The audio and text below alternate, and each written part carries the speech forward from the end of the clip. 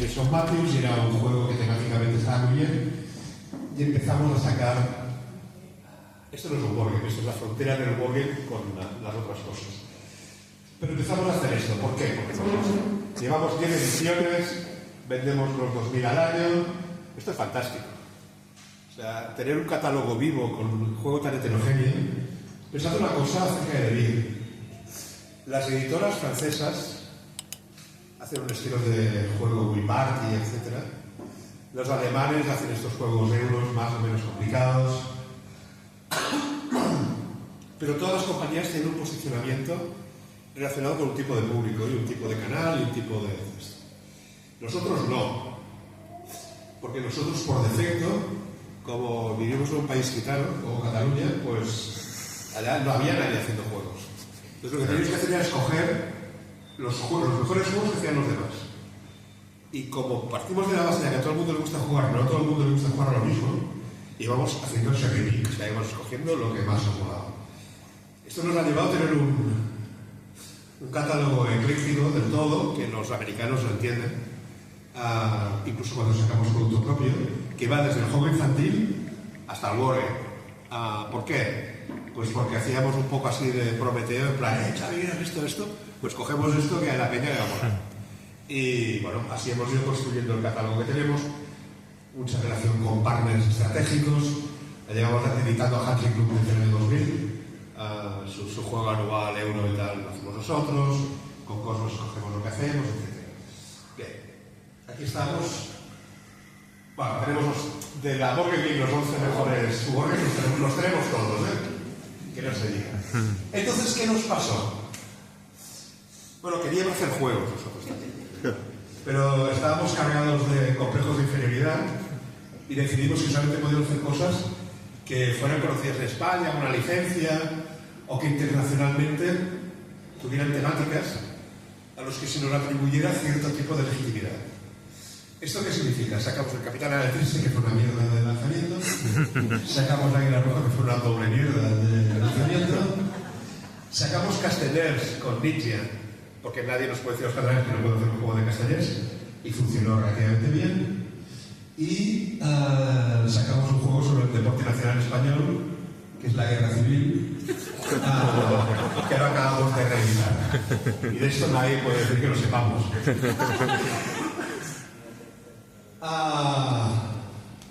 Bueno, juegos propios.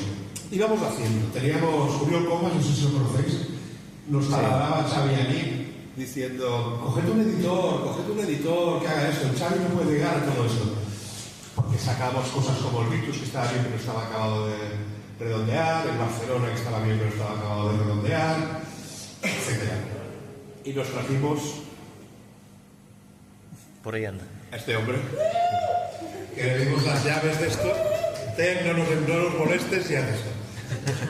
Empezó así porque cogió cosas que veníamos lanzando nosotros, pero luego lo dio todo. ¿Qué hemos sacado? Estos son nuestros bestsellers de metas acumuladas, Mosto de Colores, Red Cathedral, claro, Landscape, White Castle, todo esto varía prácticamente cada mes, porque lo que hemos sacado últimamente, francamente, está vendiendo muy bien, mejor de lo que estaba vendiendo. Pues mira, cuando hice esta presentación en Barcelona, aún estábamos así, pero ya White Castle ya está por delante de Red Cathedral en la Board Game Geek. Aquí veis Vitócula, Rimosa, París, Jerusalén, Cerdi Circus, Holmes, Bambú, Black. Tenemos no sé cuántos por encima del 600. ¿Sí? Sí. Por encima del 600. Sí. De los últimos 6 años hemos colado uno en el top 1000 cada año. No está mal.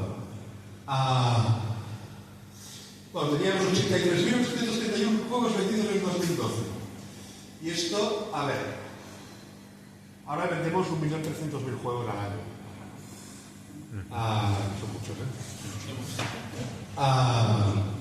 a ver, y aquí voy a dar los 3 tips que creo que son interesantes. La gente busca huir de las pantallas y recuperar actividad presencial.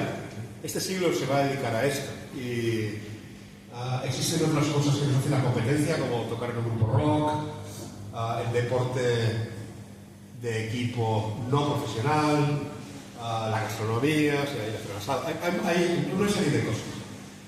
Pero que estén específicamente pensadas para esto, los juegos de mesa. Sí, claro, podéis montar una compañía de teatro, pero es un follón un poco más complicado. Luego, los fondos cada vez son mejores y dejan de ser... Si lo sabré yo. Personas quieren compartir. Nuestro mejor embajador sois vosotros y es la gente que juega y es acertar a aquella persona que nunca ha jugado y le haces jugar un ouch, como me explicaba Rosana ayer. Y que... A ver, pensad una cosa, en Devir somos cerca de 200 personas y entra gente, buenos profesionales que no han estado dentro del rollo de los juegos. Y ya hemos visto muchas veces la metamorfosis de Muggle a Gremlin de los juegos. Se vuelve... No, pero esto debe ser que el producto es bueno. La experiencia, vaya. Y otra cosa importante es que las tiendas cada vez escogen y aconsejan mejor a sus clientes, ¿no? Los encuentros cada vez más profesionales, la industria hace cada vez mejor los productos y la comunicación.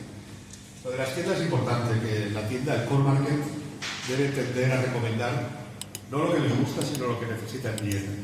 Pero esto es otro que ya lo discutiréis con Juan de Copán y todas estas cosas que yo aquí no me meto. Bueno, esto estaba hecho en el 23. En el 23 acabamos pues por aquí. Y en el 24 vamos con un 20% de incremento otra vez. Estas son cifras que no es solamente que el juego sea bueno, o los juegos sean buenos, o el marketing sea extraordinariamente bueno. Tiene que ver con la cuestión que es social. Y ayer lo explicaba en la reunión de Devir, que los dos motores políticos del mundo ahora son la culpa y el miedo, sobre todo en Europa. La gente siente culpa por su pasado y el miedo al futuro. Estas son las dos cosas que se resumen en el por qué se va a estar en contra de las pantallas para traspasar la cultura generacionalmente hacia abajo. Hola.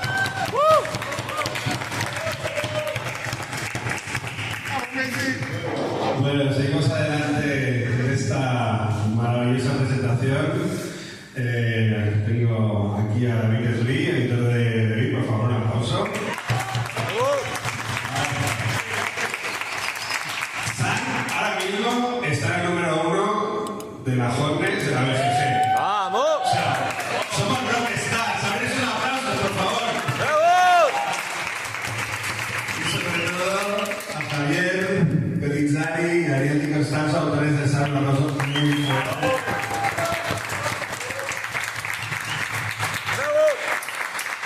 Soy Benjamín, director de comunicación de Devir. Personalmente voy a decir que me hace una ilusión tremenda estar aquí y veros a todos vosotros y a todas vosotras, porque bueno, esto un poco el salto al vacío, ¿eh? O sea, además de hacer un juego como San, con autores argentinos y tal, que ya era algo pionero, hacer una presentación en Argentina, convocando a prensa, convocando a bloggers, esto podría haber estado vacío. Y yo sé que muchísimos de vosotros habéis hecho muchos kilómetros, muchos sacrificios y es que me emociona de verdad de estar así, de que respaldéis la afición de esta forma. Así que el aplauso es para vosotros también. Bueno, esta tarde lo celebramos todos en el seminario de Argentina con una buena cerveza. Pero bueno, ahora vamos a hablar un poquito de San, de este maravilloso juego de mesa que se presenta por primera vez hoy, primicia mundial en Argentina. Siempre llegan los juegos tarde. Y nada, como ha comentado antes Kim, esto forma parte de nuestra aventura de juegos de producción propia. ¿Qué es esto de la producción propia de Devir? Hola, buenos días a todo el mundo. La producción propia es un quilombo considerable, como decían aquí. Es una cosa que es salir de tu zona de confort. Estamos muy acostumbrados a ver editoriales, por ejemplo, de cómic, que es un sector que conozco bastante, que se limitan a tomar los cómics de Marvel, de DC, los cómics manga, los traducen puerta. Y esto, elegir los juegos, o en este caso, elegir los juegos adecuados, y todo esto es un trabajo que es muy complicado, es un trabajo difícil y que esté construido todo esto que os he hablado antes. Tomar la responsabilidad y el riesgo y el trabajo de encontrar los talentos, encontrar los proyectos interesantes, desarrollarlos, hacerlos accesibles para mucha gente, buscar el equipo de ilustración, producirlos, sacarlos de fábrica de la otra punta del planeta, hacerlos llegar al público gracias a campañas de comunicación y conseguir que otras editoriales se molesten en traducirlos a sus idiomas. Esto es mucho trabajo, pero es una cosa que es muy satisfactoria. Poder estar en una sala como esta, delante de todos ustedes, y estar presentando un título que hicieron estas dos personas y que dedicaron horas de su tiempo y de pasión y de amor, porque hacer un juego es una obra de amor, porque muchas veces no esperas que salga nada de eso, y fíjate, salir un juego de verdad y estar en una caja y la gente lo va a jugar. Es una responsabilidad, pero es una responsabilidad que es muy agradable y el resultado al final es fantástico.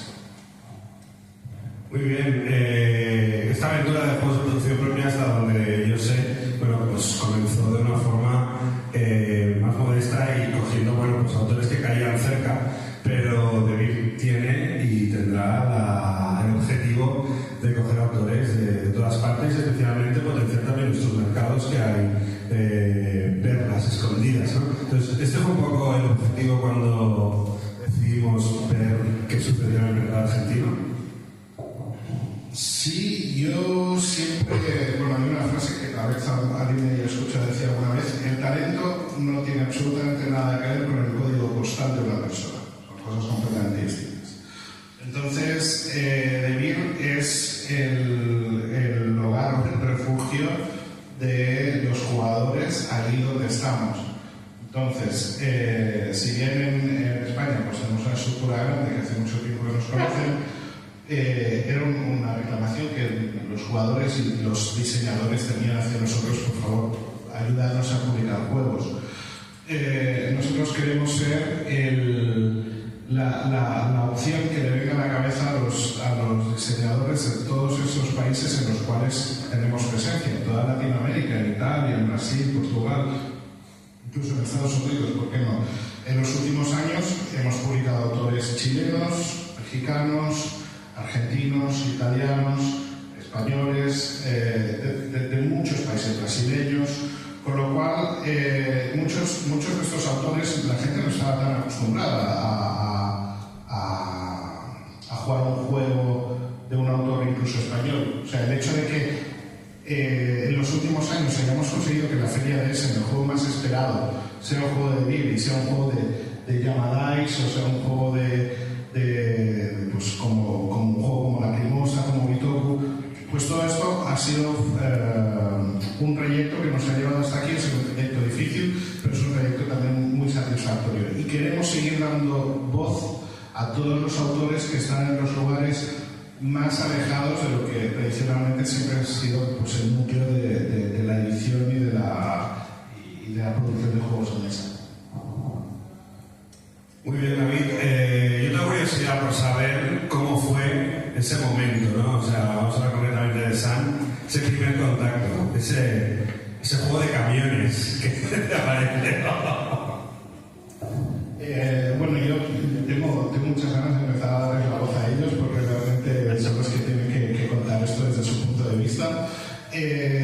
Nosotros hacemos esta búsqueda activa de talento en todos nuestros mercados, a través de todas nuestras oficinas, que bastante trabajo tienen con lo suyo, o sea, como para ponerse a dedicar a buscar proyectos y prototipos de juegos, pero desde un tiempo a esta parte tenemos como una cosa que nosotros llamamos el proyecto de Scouts, y que les pedimos a nuestros compañeros de las distintas oficinas que mantengan los ojos y los oídos abiertos a ver qué es lo que se cuece.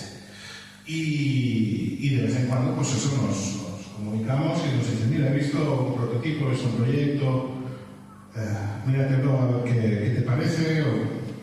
Ellos saben un montón de juegos, con lo cual ya tienen un criterio base que ya nos hace un filtro realmente muy útil.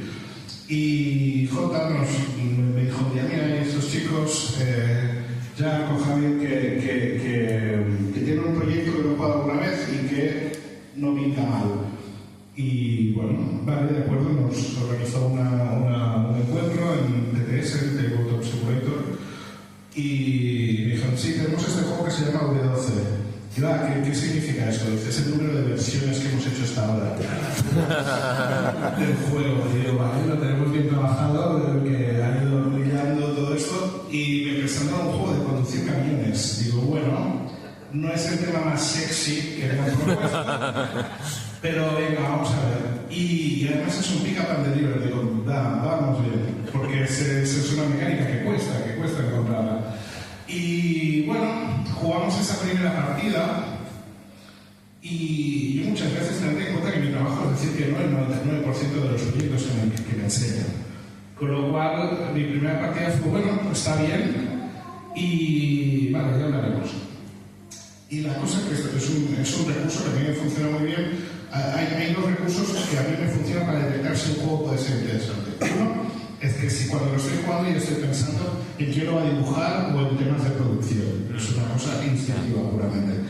Y otro es si el juego se queda conmigo. Y durante las semanas siguientes a esa partida yo seguía volviendo al juego, pensando en el juego, volviendo al juego. Digo, aquí hay algo. Volvimos a jugar por tercera vez y vimos que este juego realmente era mucho más de lo que parecía. Es un juego interesante, es un juego que te involucra, que te metes en la partida, que tiene mecánicas realmente únicas y que va mucho más allá del pick-up and deliver básico, porque tienes una gestión de recursos y todo eso. Y camiones, llamar orugas, y pudimos incorporarlo en la camiseta. Pero esto es una historia que contaremos más tarde. Bueno, ahora quiero oír las voces de Javier y Ariel explicando su versión de ese primer encuentro. Buenas, ¿qué se dice? Buenos días, no buenos días. No estoy muy acostumbrado a eso, a días. Nosotros teníamos ese juego, ese prototipo, era el número de versión, pero también era por los motores de los camiones que había quedado ese. De hecho, estábamos por la versión 20 más o menos cuando lo probaste. Bueno, David nos mandó un mail antes de venir a probar y dijo, yo voy a probar el juego, pero no va a ser de camiones. Y dijimos, bueno, vení, que no sea de camiones. No sé si tenía pensado él que tenga gusanos y esas cosas, pero de camiones no iba a estar. Jugamos la primera partida y nosotros pensamos que el juego le había gustado, que se había enganchado. Porque él nos dijo tengo 15 minutos y la terminó la partida. Así que se quedó una hora. Entonces dijimos, bueno, hubo algo acá que le gustó. Así que nada, esperamos después el segundo encuentro para que, bueno, que nos va a contar ya el segundo encuentro para ver cómo respondía a eso. ¿Qué tal? Buen día. Sí, yo lo que recuerdo del segundo encuentro es que él, corregime David, pues ya dijiste más o menos con un planteo de hacia dónde orientar la temática, ¿no? O sea, eso me dio a mí a entender que él había estado trabajando de alguna manera en cómo adaptar ese universo medio bizarro que le habíamos presentado, donde había camiones, sindicalistas, gorilas con ametralladoras y etcétera, etcétera. Y él había dejado claro que no lo seducía y que comercialmente no le gustaba el tema, pero ya había empezado a hablar de un planteo distinto. Y en realidad la narrativa, pues algo a la que nosotros nos aferramos, era simplemente una excusa para poder explicar el prototipo con alguna pequeña muleta temática, pero era perfectamente redactable y estábamos de acuerdo en eso. Así que sí, se produjo ese segundo testeo y ya nos hizo incluso también alguna sugerencia un poco más técnica acerca de los tiempos del juego, de que sentía que a lo mejor ciertas cosas pasaban un poco tarde, que sería bueno que pasaran antes, etcétera. Cosas que nosotros fuimos trabajando y después lo fuimos presentando hasta que finalmente un día nos dijo que bueno, que sí. Que sí.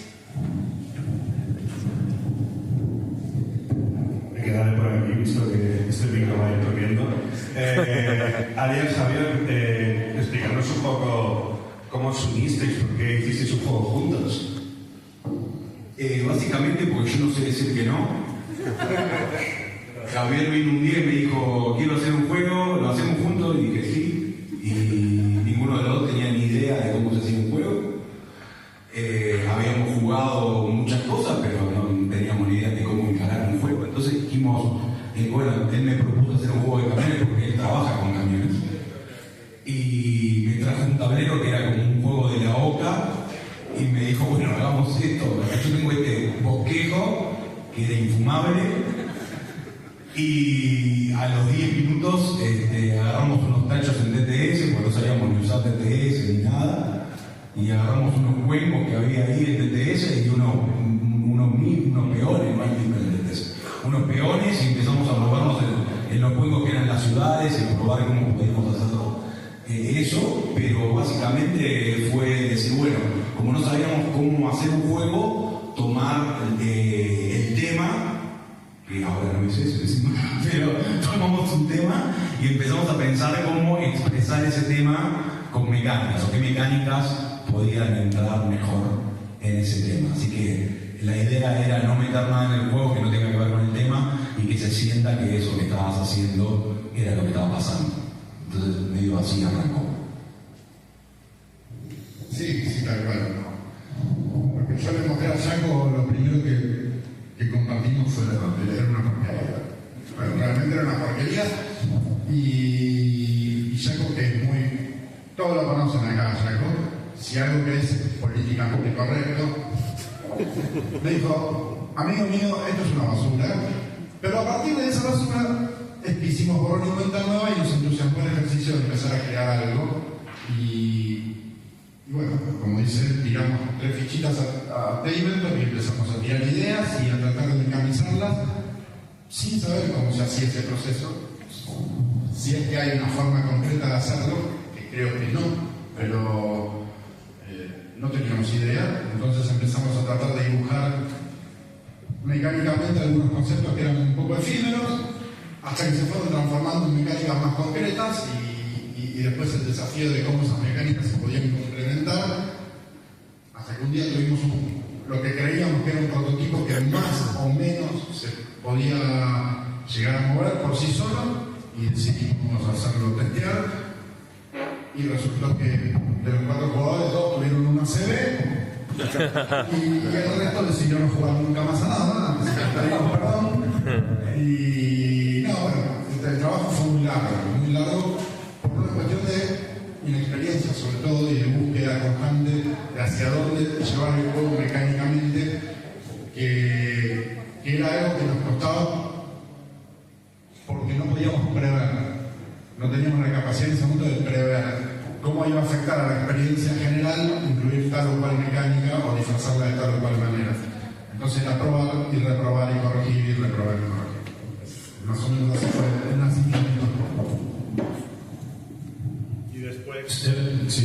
Y después de todas esas versiones y todos esos cambios y tal, ahora cuando la gente os pregunta, Sun, ¿qué es? ¿Cómo lo definís?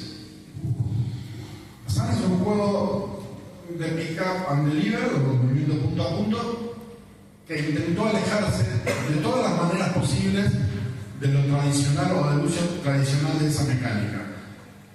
Porque eso sí fue un planteo específico que nos hicimos, tratar de rodear esa mecánica de otras cuestiones que la alejaran de su naturaleza. Yo personalmente creo que no fue una mecánica con la que se trabajó o se innovó demasiado en los últimos 10-15 años. Y tampoco era una de las mecánicas preferidas mías. Pero, haberla encarado y haberla trabajado de la manera que lo hicimos, forzándola a que se salga del pick-up and delivery y mezclándola con otras cuestiones muy diferentes, la llevó a una zona en la que yo me siento muchísimo más conforme y más cómodo con el resultado final. Ahora, el core del juego sigue usando el pick-up and delivery para moverse en reglas generales, pero bueno, ahí está complementado con un montón de otras cosas. Costanzo es el pick-up and deliver más italiano que pueden llegar a Básicamente es eso. Nosotros jugamos juegos italianos, nos encanta la escuela italiana, y esto es un euro pick-up and deliver. Es un euro italiano que es donde te mueves con una oruga por el desierto. Básicamente es eso. O sea que no era suficiente reto hacer vuestro primer juego de mesa, que fuera un euro complejo, que encima tenía que ser el pick-up and deliver más completo del mercado, ¿no? O sea... Si algo somos es irrespetuosos. Claro, no, si vamos a hacerlo bien. Esa es la idea. Muy bien, bueno, pues Sang ya es una realidad, porque estamos aquí pudiendo estrenar, pudiendo tener esta primicia, y os hemos preparado un pequeño vídeo para que nos metamos un poco ya en su ambientación, que también es muy interesante.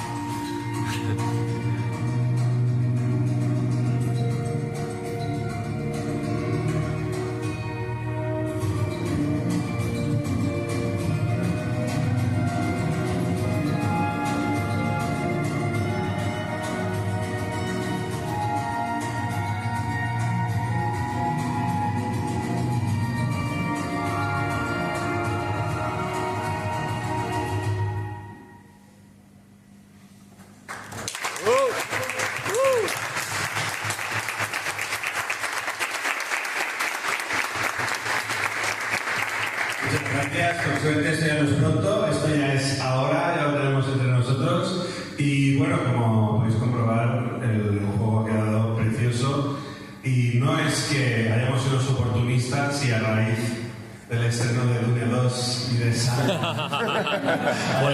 este tema es al revés.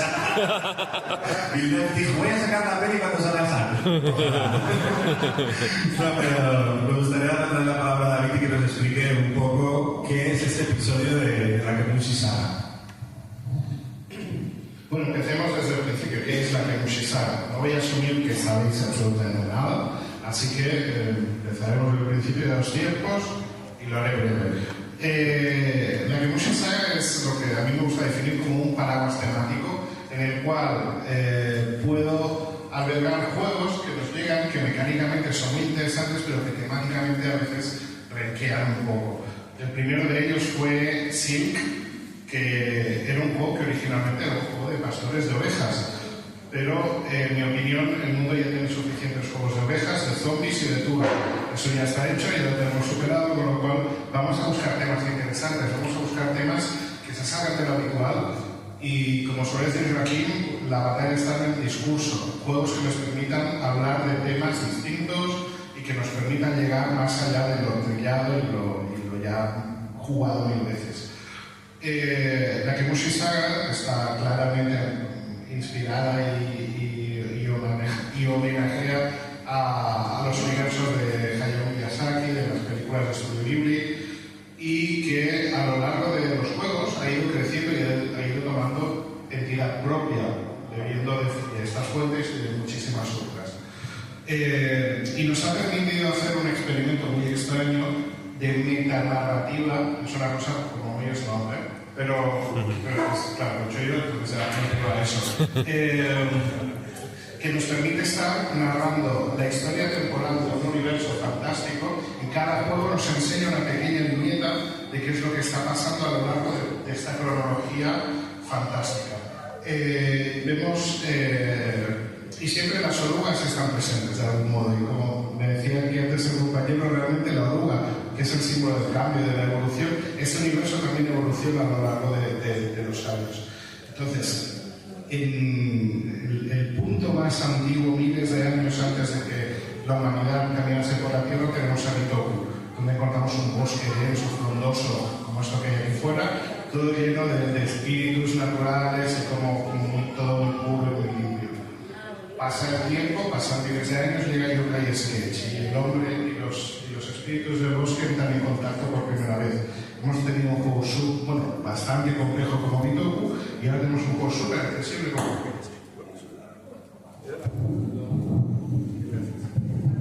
Hola, sí, vale. Yokai Sketch es un juego súper accesible, es decir, los juegos de Kemushi Saga pueden albergar cualquier tipo de juegos. Luego tuvimos Bambú, que poco a poco el hombre se empieza a sentar, el género humano, y van pasando cosas. Pasa así, pasará a Itoshi, y muchos años en el futuro nos encontramos con San, que si observáis el tablero, veréis que es como el tablero de Bitoku dado la vuelta, con las montañas arriba, los acantilados de Zampa del mar abajo, y todo lo que antaño fue un frondoso bosque ahora es un desierto. ¿Qué pasó para que el mundo se fuera al carajo de esta manera? Esto lo vamos a descubrir en Daitoshi, lo vamos a ver a finales de año con el lanzamiento que vamos a hacer en ese. Y bueno, esto es un poco la Kemushi Saga. Es un lugar donde a mí me permite narrativamente ir creando, ir desarrollando este universo, ir poniendo pequeños trocitos de lore en cada juego, ir creando un universo. A los autores, algunos llegan con sus temas como los camiones y terminan transformados en orugas, o algunos otros, pues, por ejemplo Germán Millán cuando hizo Bitoku ya lo hizo pensando en este universo, o Dani García cuando ha diseñado Daitoshi también lo ha hecho pensando en este universo, y nos permite ir albergando y poniendo un tema interesante, ir creando esta supernarrativa que a mí, que yo sepa no se ha hecho antes nunca en el mundo de los juegos de mesa. Con lo cual, bueno, ahí está lo que hemos usado. Bueno, y por lo tanto, el hecho de que Sam forme parte de la Kemushi Saga, pues ya evoca una serie de cosas. Primero, que forma parte de una colección y una narrativa de juegos. Por otra parte, la ilustración ya tenía que ser otra, completamente. Incluso la producción, los elementos y los colores. Recordad que todos los juegos de la Kemushi Saga tienen su propia paleta de colores en cuanto a los componentes de los jugadores. No hemos hablado de los ilustradores, de Ernest y de Mado. Coméntanos un poco, David, por qué los elegiste. Es como... Hola. Es bastante guay porque simultáneamente hay una conexión casual pero fantástica entre Buenos Aires y Barcelona, porque justo en este mismo instante, en el Salón del Cómic de Barcelona, Ernest y Mado están haciendo una masterclass sobre su trabajo de ilustración de este juego de mesa. Y son estas serendipias que me encantan, ¿no? Que hemos llegado y estamos conectados con Barcelona simultáneamente a través de SAL. Ernest es el dibujante, Mado es la que le dio color al proyecto, y son dibujantes de cómic, vienen del mundo del cómic. Él ha hecho cómics, ella ha coloreado cómics de Batman, de DC y demás. Y bueno, yo llegué a ellos porque quería que Sam tuviese pues, un estilo muy propio. Cada uno de los juegos de la Kemushi Saga, además, han tenido la suerte de contar con ilustraciones excepcionales. O sea, Roque Spinet en Silk, Edu Bach en Bitoku, Vincent Dutré en Yokai Sketch, o sea, todo el mundo de pie, Vincent Dutré, Jonathan Cantero hizo Bambú, ahora tenemos a Marina Vidal ilustrando Daitoshi, y entonces cada uno de estos juegos tiene un estilo propio, pero mantienen esta coherencia. Y tienen pues un poco una estética un poquito manga, que es una cosa que además a nivel cultural está súper establecida en todas partes, la estética manga, pero que a nivel de juegos de mesa realmente no existe, o no existe realmente de un modo significativo. Entonces, ellos han sabido encontrar el estilo perfecto y además han sabido crear el universo más allá de la propuesta que nosotros hemos hecho, ¿no? Entonces, los viajeros del desierto tienen una personalidad muy propia, las orugas, además, a mí me gusta que cada uno de los ilustradores den su opinión de cómo tienen que ser las orugas Shimomushi. Y es sorprendente, ¿no? Es cómo hacen estas producciones y demás. Y bueno, yo creo que el trabajo que han hecho es realmente excelente. Ariel, hola, sí. Sí. Te explico. Hacer la pregunta. Sí, venga, ahora. Chicos, cuando supiste ya que el juego salía con Devir, pero que además iba a estar introducido en toda la Kemuishi Saga y todo esto, claro, vosotros esto os permitió adaptar el juego de alguna forma, surgieron nuevas ideas, o sea, la creatividad surgió, o simplemente hicisteis una adaptación y ya. Ese trabajo fue exclusivamente de David. Creo que realmente es una genialidad lo que hace David, porque nosotros cuando trabajamos el juego lo trabajamos sobre la temática. Y David logró adaptar ese universo que habíamos creado a otro universo totalmente distinto, pero donde pasa lo mismo que nosotros buscábamos, donde vos sentís que estás haciendo lo que estás haciendo y donde las cosas tienen una lógica, donde tiene una narrativa que tiene lógica lo que está pasando y los personajes que están ahí tienen una lógica dentro de su universo, y me parece que logró una adaptación maravillosa. Que nosotros solamente tuvimos una breve tormenta de ideas al principio cuando planteó cambiar el tema. Él ya tenía pensado medio meterlo dentro de la Kemushi, pero no estaba todavía 100% seguro de que iba a ir ahí cuando nos dio el ok. Y bueno, charlamos un poquito y de esa tormenta yo creo que él se le despertó en qué parte de la Kemushi meterlo y nada más. Después fue un trabajo exclusivo de David. Y cuando habéis tenido el juego definitivo en la mano, ¿cómo fue esa sensación? No, yo no podía creer, porque yo todavía no puedo creer todo lo que está pasando. Yo estoy en un cumple desde hace 7 meses y en algún momento me voy a despertar y me van a decir, pero, y decir, no me despierten. El primer contacto que es muy extraño, porque todos acá saben o entienden cómo son los procesos creativos y cómo funciona la materialidad a la hora de crear, y cómo uno, a través de los testeos, va viendo cómo esa materialidad influye sobre la experiencia general del juego. Y es algo en lo que él y yo estábamos totalmente, voy a usar una palabra muy criolla, totalmente guachos. Guacho quiere decir cuando un animal no tiene Huérfano. huérfano. Ese juego creció en la distancia y en la virtualidad. Y se hizo muy difícil asimilar esos conceptos de cómo va a funcionar la materialidad del juego una vez que esté presentado. Lo pudimos hacer, nos acercamos bastante a esa experiencia, pero yo la primera vez que toco Sun es hace 15 días. Y me encerré en el baño así, lloré un ratito y ya está. Mira para acá, soy un gordito sencillo. ¿Tú también, Ariel? No, yo no lloré.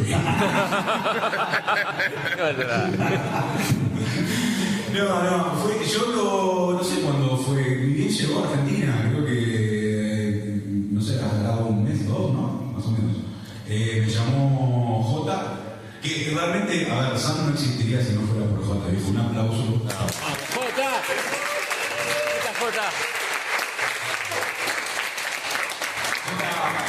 Fue muy importante en el proceso de Sam, fue muy importante de los testeos que siempre nos decía, saquen 400 tokens o tienen ahí, saquenlos, no sirven para nada. Fue muy importante en el proceso ese. Bueno, y me llamó un día y me dijo, bueno, mira, tengo acá Sam, venite, me llevó la copia mía, había una copia solamente de Sam en Argentina, que la tenía Jota encantada en su casa. Y me dice, venite porque lo quiero explicar y quiero que veas cómo lo explico y tal. Así que fui a jugar una partida de Sam y me dijo, bueno, le saqué unas fotos y me dijo, bueno, pero estas fotos no las podés mostrar, casi no mostrárselas a nadie. Así que las miraba solo en mi casa a la noche. No expliques más, no expliques más. Y se las mostraba a él y digo, mirá lo que estoy jugando. No sé, hijo de puta. Buenísimo. Muy bien, bueno, familia, yo creo que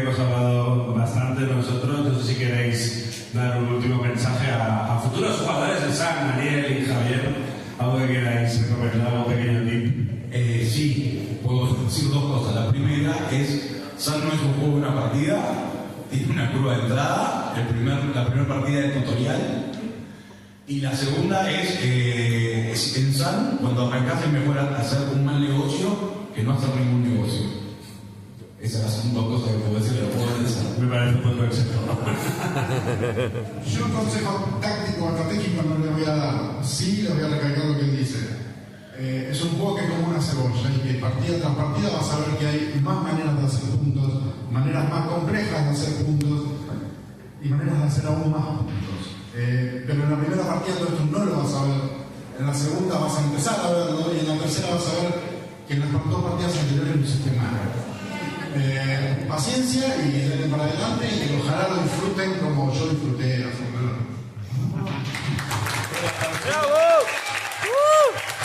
Pero ahora hemos hablado mucho nosotros y queremos dar la oportunidad también a que vosotros ya nos hagáis algunas preguntas a cualquiera de los que estamos aquí, o a Joaquín Dorca, o a Eduardo, o a Jota. Pero podemos aprovechar unos minutitos para contestar cualquier duda que tengáis. Primero que nada, muchísimas gracias por la invitación a toda la gente de David. Felicitaciones. Disfruten de este cumpleaños. Sí, disfruten porque es una locura. Gracias a David también y a toda la gente por apostar también acá en la industria argentina. Sí, a la cabeza argentina, que es increíble las ideas que hay y todo lo que se va creando son ejemplos de esto. Sí, y hay mucho más también. Sí, es lo que se viene. Primero, ¿sí? ¿Están disfrutando de todo esto de este cumpleaños? No. ¿Sí? Un poco por ese lado. Segundo, hablaron un poco de esa primera reunión y todo un poco lo que hablaron de la digitalidad saliendo hacia justamente el juego de mesa, ¿no? San no sería posible sin la digitalidad del Tabletop Simulator, creo yo, o quizás sí en más tiempo, porque acordó tiempos. Nosotros no tenemos ni un juego, tenemos más de 6 juegos desarrollados y no tenemos ni un juego en físico. Trabajamos porque estamos primero a 350 kilómetros uno del otro, con lo cual no hay forma de trabajar si no encontramos los simuladores. Yo creo que la suerte que tuvimos con San es que hubo una pandemia y me parece que en ese momento medio que las editoriales se abrieron un poco a testear en antes, no sé si daban mucha hora. Pero bueno, eso me parece que fue una ventaja y sí, usamos Tabletop. Y una última como para dar el espacio al resto. ¿Se acuerdan después de haber jugado por esa primera vez en Tabletop que dijeron, che, esto del camino no va, vamos a cambiarlo? La charla posterior a ustedes, es decir, che, me van a cambiar los caminos, quiero que me lo cambien, no quiero que me lo cambien, esto no se toca, esto se toca. Después de la testeada, cuando nos sentábamos a analizar los datos que había arrojado la testeada y a proponer cambios, lo que había básicamente era un montón de trompadas entre ellos. El San se hizo en base a litros de café y muchas piñas. Pero en cuanto, a ver, ¿por qué fue importante para nosotros la primera narrativa del juego? Porque en torno a esa pequeña narrativa encontramos las excusas mecánicas para poder justificar cada cosa en el juego. Por eso vuelvo a decir lo que ya dijo hace un ratito. Es tan difícil el trabajo que hizo este hombre. Hola. Tan difícil ese trabajo. Porque no es decir, cambio las orugas o cambio los caminos todo el lugar. Es cambiar cada cosa y mantener esa excusa que la narrativa le da a la mecánica para que sirva de muleta a la hora de contar una historia. Por eso no fue un proceso antinatural. Cuando él nos planteó ese cambio, y nosotros vimos que eso se seguía manteniendo, que esa excusa narrativa a las mecánicas del juego se seguían sosteniendo, fue el sueño del chico. O sea, él lo agarró y en 6 meses hizo eso y quiero un envío y necesita de luz. Ahí nombraron a Messi, es como que agarraron y fueron moldeando. Muchísimas gracias. Igual nosotros sabíamos antes de que él viniera que si el juego lo agarraban en los camiones no iban a estar más.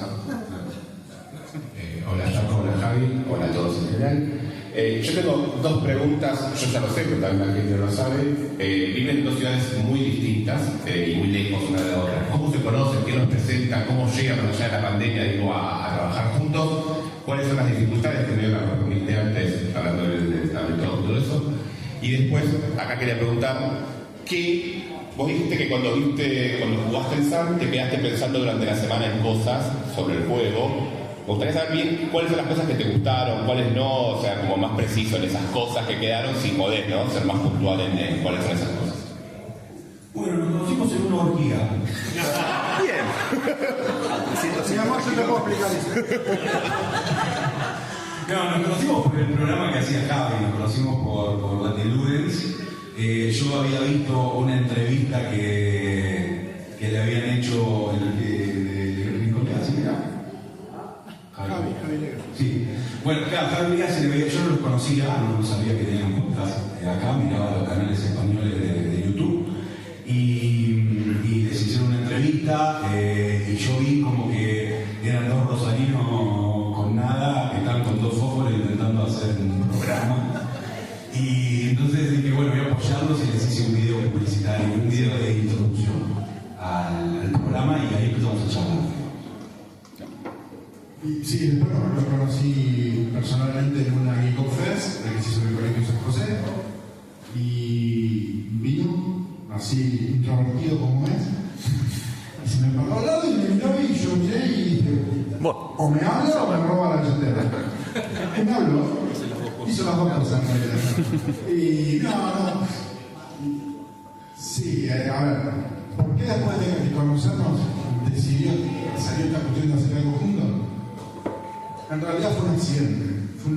Él y yo nos juntamos, entra Tabletop a nuestra vida por la pandemia. Y nos juntamos a jugar. Y cuando no jugábamos, charlábamos. Muchas veces abríamos el juego y no jugábamos a nada, charlábamos. Y en esas charlas es que todo empezó. Buenísimo. Y sobre qué es lo que me gustó. Al rato lo de TTS. Todos los editores de juegos que conozco odian TTS. Lo odiamos, eso es horroroso. Pero es un mal necesario, es un mal útil. Es útil especialmente para diseñar de forma colaborativa o incluso un autor por sí mismo, porque te permite hacer iteraciones del juego, hacer variaciones de forma muy sencilla. Y especialmente los juegos complejos, que de pronto pues toda una baraja de cartas la tienes que cambiar entera. Pues imagínate que tener que estar recortando papelitos una y otra vez. Esto es una herramienta que es indispensable para los autores de juegos hoy en día, pero lo odiamos. Es horroroso. Y ¿qué me quedé con el juego? El juego tiene una mecánica, o sea, lo del pick-up and delivery ya lo hemos dicho, es una mecánica que es muy única y es un poco como ciertos cognacs, ¿no? ¿Te gusta o no hay manera de verse? Pero iba mucho más allá de la gestión de recursos que tenía, y la mecánica de los dados me parecía muy, muy interesante. El hecho de cómo tú los ibas cargando, los ibas planificando originalmente y cómo los ponías en el pedestalito ese que hemos incluido en la caja. Qué hermoso. Que son estas cosas absolutamente inútiles, pero que me gusta poner. Tenía el caso que ya está pagado, o sea que vamos a... Y bueno, yo creo que tiene una serie de mecánicas bastante inteligentes, como muy originales, muy únicas. La gestión de los dados es muy única y el modo en el que imbrica el pick-up and deliver y la gestión de recursos me parece realmente muy curioso. Bueno, chicos, a ustedes ya les he preguntado un montón de cosas, así que bueno, nada, felicitarlos, disfruten el momento. Así que nada, le voy a dirigir a David. Recién estabas hablando justamente de la Kemushi Saga y hablabas de la elección de los ilustradores y la importancia que le da Devir a los ilustradores y a la gente que trabaja, digamos, los juegos de mesa, desde lo material, de la ilustración y todo eso. Dicho esto, exacto, viene por ahí el tema. Estamos viviendo una revolución en el mundo audiovisual y en el mundo... Bueno, no. El tema es saber cuál es la postura de DeVir respecto al uso de inteligencias artificiales en las ilustraciones, en los textos en general. Es algo para plantearse porque es serio, obviamente. ¿A qué hora se espera en casa? A las 7 la seguimos en la Fede y listo. La cerveza no se va a divertir. A ver, yo no, yo puedo hablar por DeVir, pero voy a hablar como David, ¿vale? Antecedentes. Yo, antes de dedicarme a los juegos de mesa, yo he sido ilustrador durante muchos años, he hecho ilustraciones para Dungeons & Dragons, para juegos de cartas de Game of Thrones, para Leyenda de los Cinco Anillos, etcétera. Y digamos que es una cosa que me lo tomo muy personalmente, el tema de la ilustración, y de hecho doy un curso en la Escuela José de Barcelona sobre ilustración para juegos de mesa. Entonces, antecedentes, o sea, estos son la mochila que yo traigo encima. Entonces, ahora habla David Tesler y no habla de Bill, ¿vale? Luego ya decidiremos si David está de acuerdo conmigo o no. Yo creo que las inteligencias artificiales no son una herramienta, sino que sustituyen al talento humano. Hace poco me empezó a leer Dune en el avión viniendo hacia aquí, y en el primer capítulo la vieja esa que le pone la mano una vez que le dice que hay gente que ha permitido que las máquinas piensen por ellos, y de ahí salen los Harkonnen, que son los chupos de la película, ¿vale?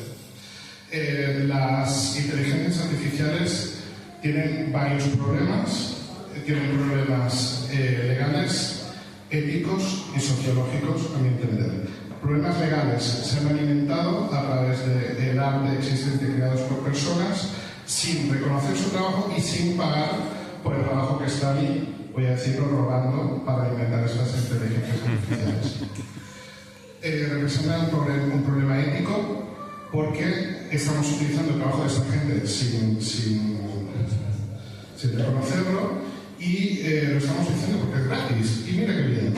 Y el problema no es que el resultado sea malo, el problema es que el resultado es bueno, estéticamente es bueno, pero artísticamente es vacío, no es nada, son dibujitos, ilustraciones, pero que no nos transmiten nada. Y sociológicamente, pero filosóficamente, es la muerte cerebral del espíritu humano. O sea, ¿a quién le va a interesar leer un poema escrito por una computadora? ¿A quién le interesa escuchar una canción escrita por una computadora? Lo mismo con el arte. ¿Quién va a decirle a la generación de mi hija que tiene 4 años, dentro de 10, que se pase horas y horas y 10.000 horas y 20.000 horas dibujando para llegar a perfeccionar su arte, para alcanzar la calidad que puede generar una inteligencia artificial, que además se está basando en el trabajo hecho y evolucionado por humanos? Es decir, no va a evolucionar, no va a pensar quién va a ser el estilo, quién nos va a dar el arte del futuro. ¿Las máquinas? No. ¿Vale? Entonces, esto es el alma humana. Entonces, ¿es más barato? Sí. Yo quiero un juego bonito, y además barato, y tiro de ya. En la medida de lo posible, y me voy a mantener a distancia de pértiga de esto. Si la industria me obliga y me pone una espada de Damocles encima, ya veremos. Pero mi postura ahora mismo es que ni de coña. No, estoy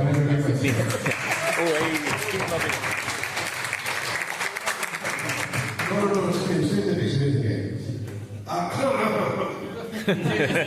Aclarando. Hola, David, a título personal, te voy a hablar de Joaquín Dorca como socio, director, responsable de marketing y de todas las cosas chulas de la compañía. Intenté hacer un protocolo de uso de IA para toda la vida. ¿Por qué? Pues tengo a David diciendo todo esto, tengo al otro que dice de otra cosa, y la diferencia a mí me preocupa. Yo, a diferencia de David, no tengo ningún tipo de esperanza en género humano, pero voy a ayudar en todo lo que sea posible. ¿Qué me encontré? Es difícil decir que la organización no trabaje con IA, porque ya trabaja con IA. Hay muchísimos de los programas que utilizamos que ya llevaría comprado. ¿Vale? Entonces, es un poco hipócrita decir, no, aquí lo hacemos todo así. Hay otra cosa importante, lo que dice él, estoy totalmente de acuerdo. Una de las bases del protocolo es que nosotros no íbamos a comercializar ningún tipo de producto en el cual era un texto no haya una persona detrás realizando el trabajo de redacción del reglamento, de la ilustración y tal. Yo puedo decir esto y eso es lo que a mí me gustaría. Pero yo no puedo impedir que los ilustradores utilicen IA y que no me lo digan. Yo no puedo hacer que alguien haga un juego que no sepa redactar reglamentos y el chat GPT esté hasta que se lo explique bien. Yo no puedo prohibir. Entonces, esto es bloqueado en este aspecto. No hay un protocolo en este momento. Porque entre entonces, yo soy experto en decir a la gente la cosa que la gente quiere esperar que diga. Pero tengo ciertas constricciones morales. Es decir, no vayan a decir cosas que luego te tengas que comer con patatas. Entonces, volviendo a lo que dice David, estamos en esto. ¿Vale? Esta es la intención de la compañía y nos gusta la creatividad, nos gusta el talento, a ella le gustan las personas, aún. O sea que vamos por este camino. ¿Cómo irá la cosa? Hombre, yo espero derrotarlo los agrupados. ¿Vale? Pero... ¿Se ha entendido, no? Sí. Gracias por todo lo que hacen. Mi pregunta es para los autores. A la hora de diseñar un juego largo, que no debe haber sido fácil, no se ve mucho, está muy bien en la duración del juego. Si ustedes fueron recuperando algunos elementos que dijeron, esto va en el juego, esto sí o sí, si vino de ustedes o si vino de los testeros de otra gente. Mira, yo no estoy tan seguro de que no sea fácil diseñar un juego largo. Para mí lo difícil es diseñar un juego con 4 reglas y que funcione. Un juego que se explique en 2 minutos. Eso es mucho más complejo. Nosotros, en nuestro San fue el primer juego que diseñamos. Los juegos que hicimos después no tienen tantas reglas. San fue un trabajo de sacar, en realidad. San, ustedes lo ven muy complejo, era mucho más complejo. Le sacamos, no sé, un 80% de dificultad a San. Era realmente muy complejo. Y todo lo que hicimos en cada versión fue sacar algo. O sea, siempre fue sacar hasta dejar lo mínimo que consideramos que necesitaba el juego. Sí, fundamentalmente, después de los testeos, la charla giraba en torno a ¿vos crees que la gente disfrutó de la experiencia de la manera en que nosotros la concebimos? Y definitivamente al principio no era así. Yo veía a la gente al borde de una CB, producto de un set de reglas que no éramos la CER, ¿verdad? El set de reglas estaba mal, y había que corregir y había que trabajar. Yo no estoy en contra de la dificultad de un juego, siempre y cuando tengamos claro como autores que nuestro concepto de juego necesita de esa dificultad. Si no, me parece un adorno innecesario. Pasaba que los primeros set de reglas no necesitaban todo eso para lograr la experiencia que nosotros queríamos hacer que el jugador tuviera.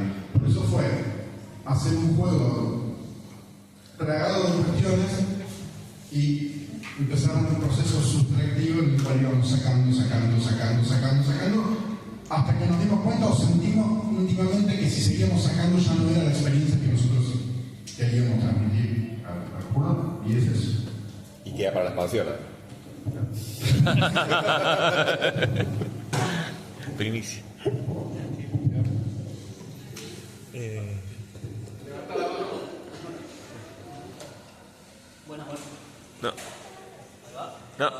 No. Ahora sí. Bueno, primero que nada agradecer a David por la invitación y volver a felicitar una vez más a Jaco y Javi de mi parte y de parte de Facu y Martín que no pudieron estar. Nosotros nos habíamos entrevistado ya hace un tiempo cuando era una realidad el juego, pero todavía no era quiero rehacerles una pregunta que les habíamos hecho, pensando, ¿no?, en el hito que es esto para el diseño nacional. Preguntarles qué le dirían a un montón de autores que quizás los estén viendo en los vivos de todos estos medios o los vean en un futuro, porque creo que este lanzamiento tiene un peso simbólico muy grande, que a veces uno no se da cuenta, pero yo lo veo y ya lo estoy viendo. Entonces les preguntaría eso: ¿qué le dirían a autores nacionales que están aspirando a este tipo de logros? Personalmente, hola. Los micrófonos. No, ¿cómo golpes? No. Hola. Dale. Se escucha. Para que se salió el... Se lo rompió. Hola. Ahí va. Personalmente... No. Un pase de comedia. Hola. ¿Qué le dirías acá a esos chicos, a esa gente que está diseñando? Es difícil, es muy íntimo. El proceso de crear un juego es un proceso que uno lleva mayoritariamente en soledad, salvo esta normalidad, la regla, normalmente es un proceso íntimo. Con lo cual hacerlo de tal o cual manera yo no me siento capacitado para hacerlo. Pero, dicho eso, si algo tengo que decir es que confíen básicamente en sus ideas. Hasta un punto en que se enamoren de esas ideas y que las defiendan. Que no se autoboicoteen. Que es algo que personalmente yo así hago mucho. Yo siempre soy de la idea de que mi idea no es lo suficientemente buena para...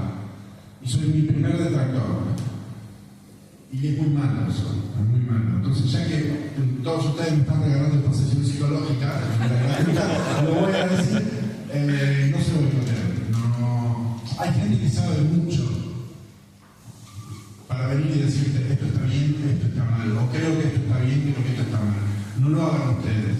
Nunca somos buenos jueces de lo propio.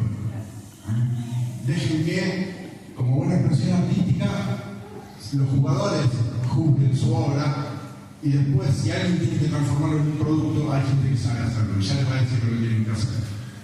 Entonces, enamórense de estas ideas, ¿no? Buenísimo. Y creo que para el diseño nacional una cosa que es interesante es que no se autolimiten también.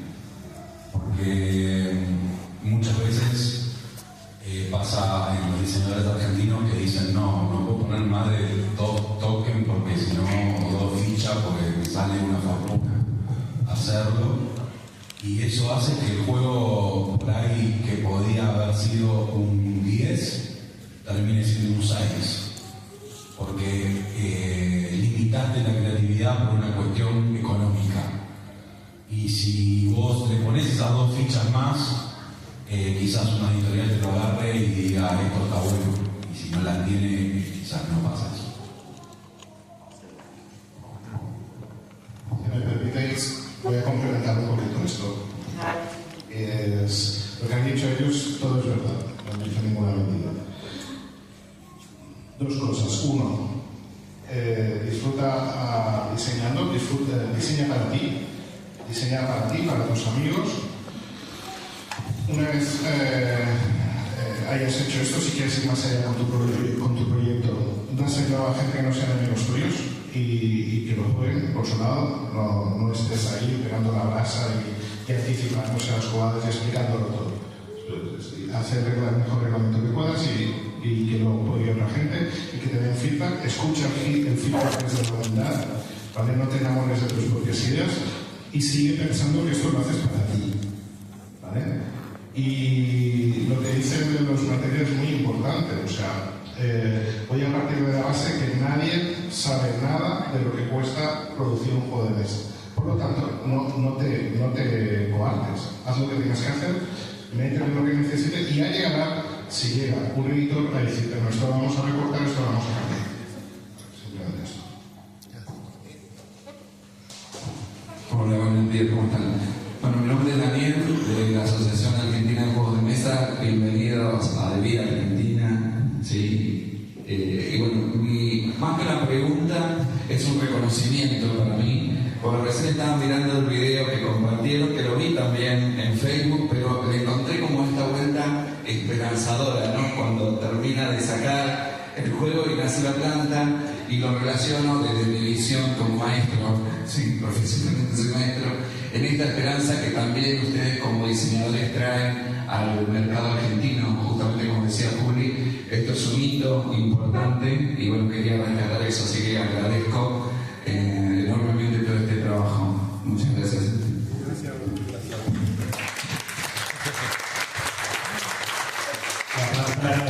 Pero igualmente tenemos el mensaje. Hola, ¿cómo va? Bienvenidos. Mi pregunta es para David. Teniendo en cuenta que Silk sale en 2018 y tiene un proceso antes, y recién Bitoku sale en 2021, y a los chicos creo que los contactan en 2020, más o menos, por ahí. Todo ese proceso de armar una saga, que ahora tiene 7, 8 juegos más o menos, nada, sí, todavía no había salido el segundo y estamos hablando de este juego que contrataste en 2020, sale en 2024 con un montón de medio. ¿Cómo es ese proceso de ir armando y tomando tantos juegos distintos? Porque generalmente todas las sagas que vemos en juegos de mesas es un juego con una marca y se repite ese juego y la historia va cambiando. Y acá estamos teniendo 7 juegos con distintos nombres dentro de una misma saga. ¿Cómo fue ese armado? La verdad es que es bastante menos deliberado de lo que puede parecer. De hecho, Bitoku no tiene todavía el logo de la Arcanosisa. Claro. Es una cosa que va creciendo y se va transformando y se va creando a sí misma. Y digamos que es un universo que queremos alimentar y que vamos a seguir alimentando, pero no vamos a forzar que aparezcan cosas si no tenemos algo especialmente interesante para ubicarlo en este universo. Queremos hacer muchas cosas con el Bitoku Saga. Hemos empezado los juegos, hemos visto estos juegos. Este año van a aparecer 2 lanzamientos dentro de la Bitoku Saga.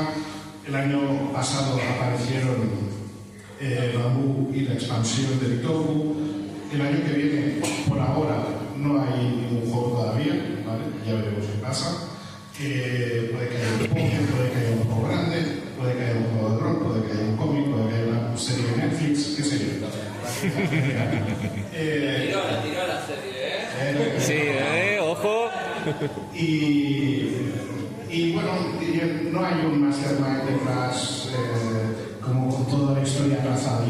Sí que más o menos cada vez la vas armando más y te vas dando más contenido y la vas estructurando mejor. Por ejemplo, ahora os puedo contar que la Temuchi Saga, esta timeline que podéis ver al final del reglamento, se divide, creo que es la primera vez que lo explicamos, así que... ¡Oh, primicia! Se divide como en 4 eras. ¿Vale? La primera era es la era del yokai, que empieza con Bitoku y es este universo limpio, cristalino, prístino, que son los espíritus del bosque y sus movidas, y que termina en Yokai Sketch en el momento que entra en contacto con el género humano. Entonces después viene la época de los humanos, y que incluye Yokai Sketch, incluye Bambú, Silk y Daitoshi. Daitoshi terminará la saga terminará, pero más o menos esa es la época en la que terminará la era de los humanos. Va a haber una era y la siguiente, o sea, la cuarta era es esta, empieza con San y es la era del Renacimiento, ¿vale? En el cual aquí esta gente lo que están haciendo su trabajo por dinero, pero lo que están haciendo es transportar plantas y contribuir al renacimiento de ese desierto para que vuelva a ser un bosque. Entonces empieza una época optimista y de crecimiento y recuperación. ¿Qué ocurre entre la era de los humanos y la era del renacimiento? La era del conocimiento. Entonces, durante la época del conocimiento vamos a estar buscando juegos, tal vez con un componente un poco más face to face, un poco menos Eurogames, un poco más de interacción entre los jugadores. Y bueno, y ahí estamos esperando a ver qué nos proponen los autores o qué modos aparecen por ahí que podemos incorporar en esa era.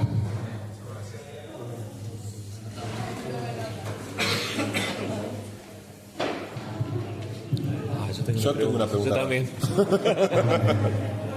Serán las últimas preguntas ya que tenemos que abandonar la sala. De vuelta una para cada uno. No les gusta el pick and deliver, pues eso dijeron ustedes acá en la entrevista. Sin embargo, cuando empezaron el juego, se pusieron a jugar pick and deliver forzadamente para ver si en algún juego de pick and deliver había algo bueno o bla bla, o dijeron, no me gusta y voy a hacer lo que yo quiero y no fue ningún pick and deliver. A nadie le gusta los pick and deliver. A mí me gusta. Hay un...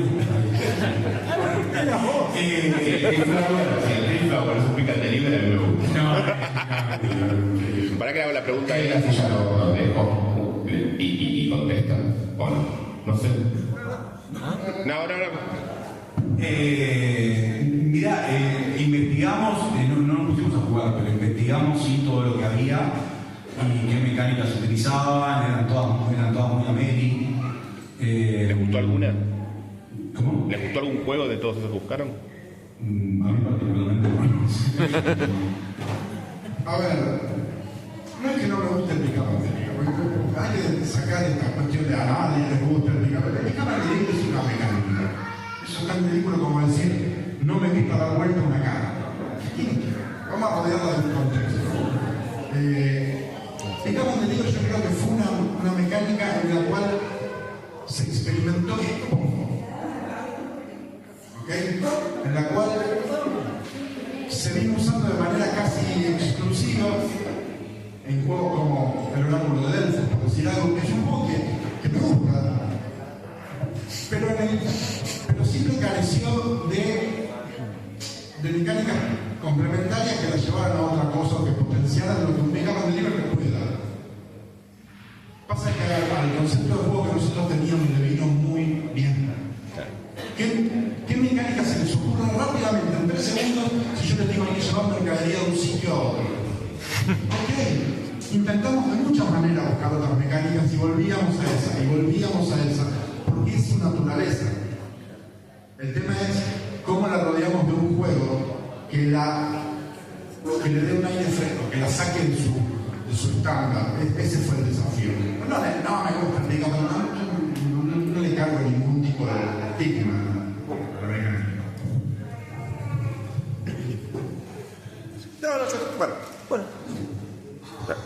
La pregunta que quería hacer, justo lo hiciste medio en chiste, pero yo te lo quería preguntar en serio, si para explicar el mundo este que crearon ustedes, van a ser, además de juegos de mesa, se van a abrir en el mercado haciendo otras cosas como cómics o en la misma página contar cuentos o juegos de rol o otras cosas, o simplemente va a ser contado por juegos de mesa y nada más. Justo lo dijiste medio en chiste, pero yo la pregunta la quería hacer de antes, por eso te hago vos. Sí. Bien, me encanta.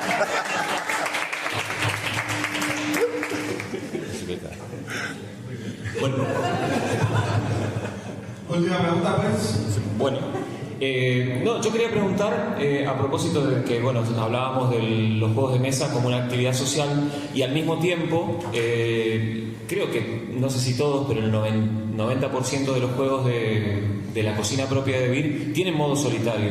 Esa es una decisión, digamos, de que acompañen, bueno, incluso el Sam, que nos estuvo contando por ahí, Ariel, que se le ocurrió el modo solitario, si es una posición, digamos, de que lo tengan.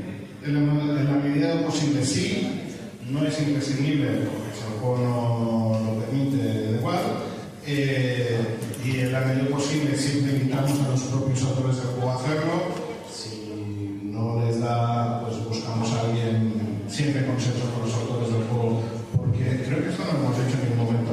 Los juegos de mesa son cultura, los juegos de mesa son un elemento cultural de primer orden, y sin autores no hay juegos de mesa. Dicho esto, sí, siempre invitamos al propio autor del juego a desarrollar su modo solitario. Si no le apetece o no se le viene por ahí, pues buscamos a alguien que le eche un cable. Pero sí, en la medida posible sí, porque hay un tipo de jugador un perfil de jugador que prefiere poder jugar en solitario, con lo cual, si podemos darle todo eso, pues bien. Social, ¿cuál es tu persona favorita? Bueno, pues hasta aquí esta presentación.